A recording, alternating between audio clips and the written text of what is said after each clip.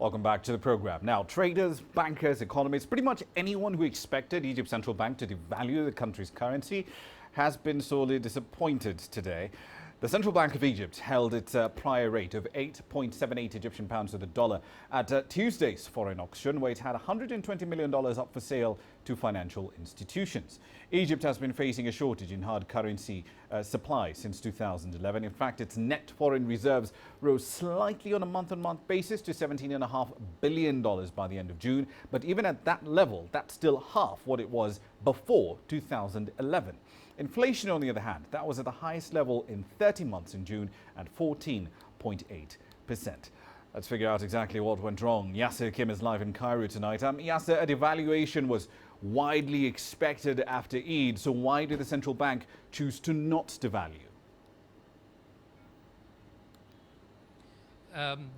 The central bank decided to stand down on this because it had to wait a bit because of the implications such a devaluation would have on the normal Egyptians and the prices of commodities. There was a major devaluation last March of around 13% of the Egyptian currency at once, and that led to around 12% increase in prices, a 12% inflation in a country that's burdened economically, people already suffering from high prices. So they decided that if this happens again, this will mean more surge in prices, which is not practical at this time, just a few months before another devaluation. So they decided not to cancel completely, but it will be taking place maybe in a few weeks or a couple of months. Indeed. Let's assume, for the sake of argument, that a devaluation will happen. It's a question of when and not if.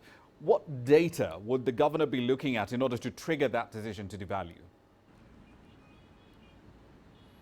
Okay, the whole issue is to try to get the dollar supply in the market and to provide dollars, whether for purchase of imports, basic necessities, or for the industries to buy the raw material and equipment for production, and so exports. So the data he's looking at is, first of all, the current foreign currency reserves, which has dropped from $36 billion to $15 billion last month. It's up now to $17 billion. So there's a positive sign there. It's up by $2 billion in the last couple of months, and it hopes that it can increase. $17 billion is not good enough. It's improvement, but still far away from the $20 billion target that it wants to reach by the end of the year.